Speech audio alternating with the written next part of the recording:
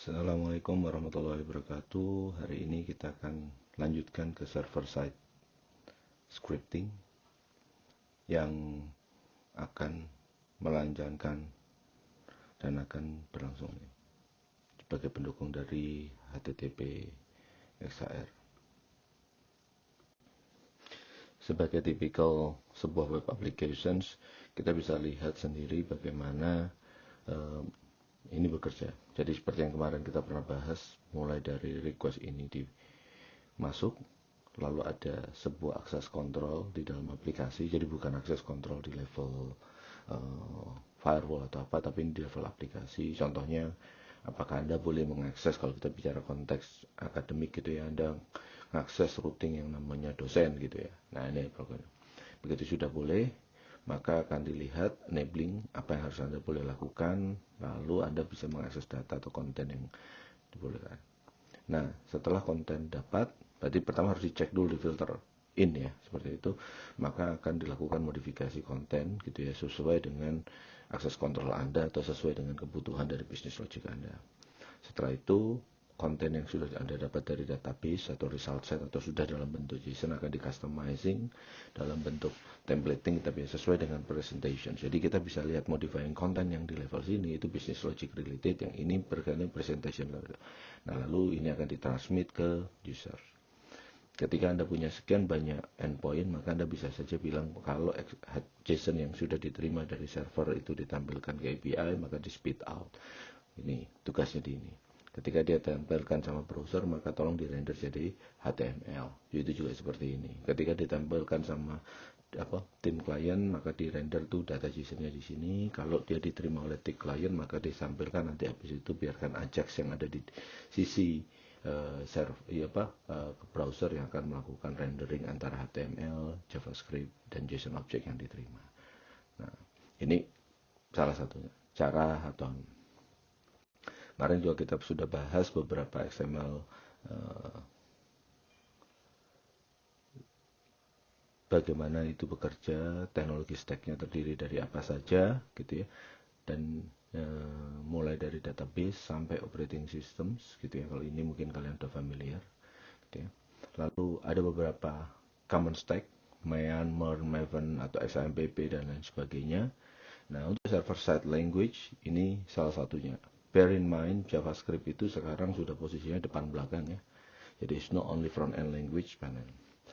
Nah, ketika kita memperhatikan yang namanya server side scripting, maka kurang lebih ada 4 primitif yang biasa dilakukan. Pertama, bagaimana routing dari request itu. Jadi paradigmanya adalah routing. Jadi Anda mengakses sebuah resources dengan sebuah routing yang Anda definisiin. Nanti ada akses bagaimana Anda melakukan templating gitu ya. Templating dalam artian mengkodifikasi response. Lalu yang terakhir adalah bagaimana Anda melakukan processing dari form atau dari request dan bagaimana Anda melakukan data access. Ini adalah basics dari sebuah server side ya, yang perlu diperhatikan ketika Anda mempelajari semua server side. Mau pakai framework, mau plain dalam bahasa, itu akan kurang lebih posisinya seperti ini. Pertama, Anda menerima routing, maka Anda menginterpret request ini. Kita bisa lihat, oh resource-nya namanya ini, method kalian melakukannya seperti ini, header-nya seperti ini, bentuknya langsung atributnya, session atributnya adalah ini, dan kita lihat di dalam session store kita, di server side ya, ini adalah value-nya value 1, value 2, custom object. Jadi kita bisa lihat dari sini, letak dari resources itu seperti apa. Oke, kenapa saya menggunakan kata resources? Itu sebenarnya bisa saja halaman web, bisa saja JavaScript, ataupun akses ke dalam database.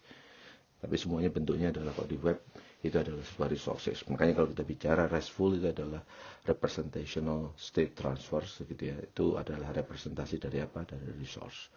Kita bisa lihat sebenarnya dulu gitu ya di dalam ini kayak URL, kayak routing itu seperti apa untuk menentukan ini pakai paradigma seperti apa atau malah frameworknya seperti apa.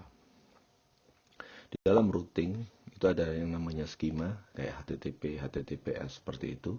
Lalu ada authority seperti ini, user info dan kawan-kawan, hostnya namanya apa, port kalau memang portnya tidak pakai 80 atau 443. Jadi kita bisa lihat di sini skemanya di sini, authority-nya di sini.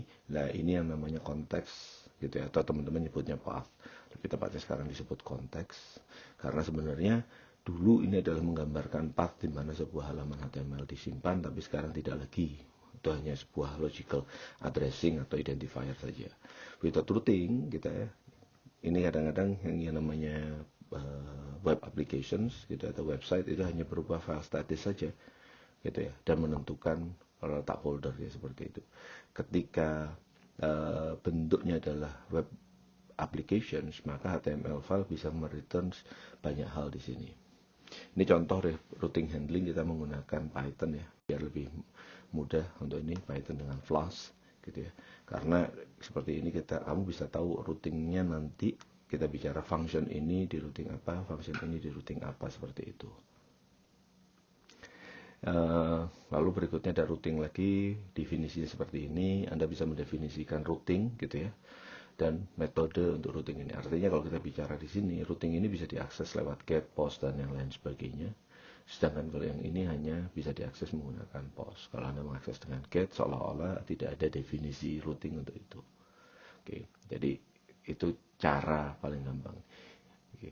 Nah, nanti kalau kita bicara bagaimana itu Anda lakukan di bahasa PHP dan kawan-kawan, mungkin kalau kita bicara PHP tidak ada seperti ininya, kecuali Anda menggunakan framework. Jadi yang mempunyai annotation seperti ini, itu sebenarnya bukan Python-nya, tapi adalah Flask-nya, framework-nya.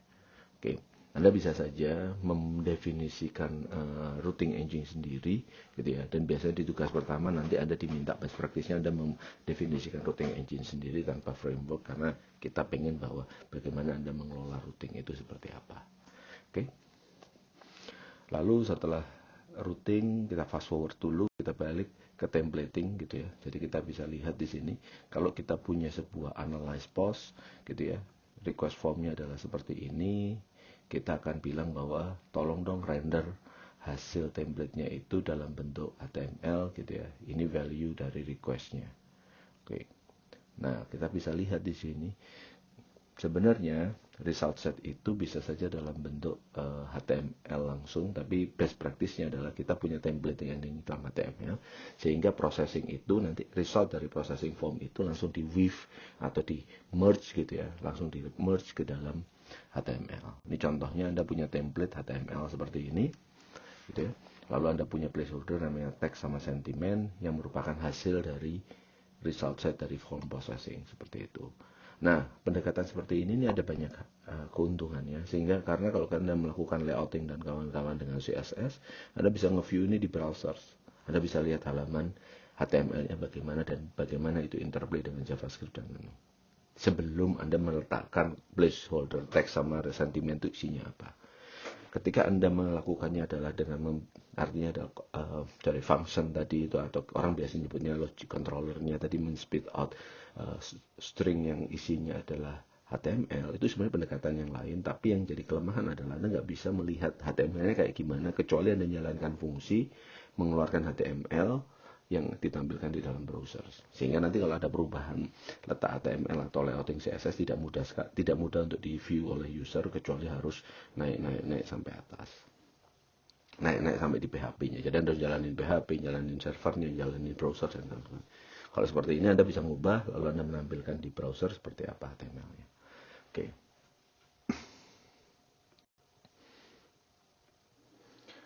Selanjutnya kita coba bagaimana ini melakukannya ketika kita bicara di form processing.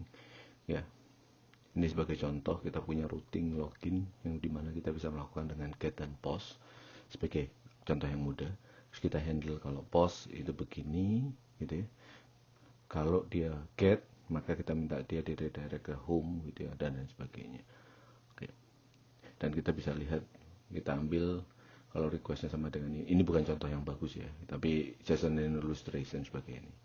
Nah, ketika ini dilakukan ini semua, pertanyaan berikutnya kan ini adalah routing untuk login. Pertanyaannya, halaman loginnya bagaimana di HTML-nya? Kurang lebih seperti ini.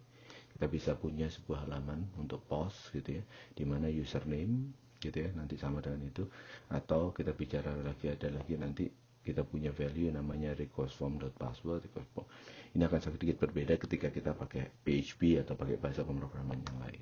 Jadi karena ini modelnya kalau kita pakai Flask itu adalah pakai templating, jadi kita punya placeholder seperti ini. Di beberapa bahasa kita kasih nama, umpamanya di sini namanya adalah uname gitu ya. Nanti yang di bawah namanya password gitu ya. Nanti di ujung sebelah sana kita akan username sama password itu jadikan get variable atau apa yang diambil dari ini untuk form processing. Oke, begitu penjelasan singkat tadi ini, dan mungkin rekan-rekan bisa mencoba melakukan eksplorasi mandiri dulu bagaimana hal ini dilakukan di PHP.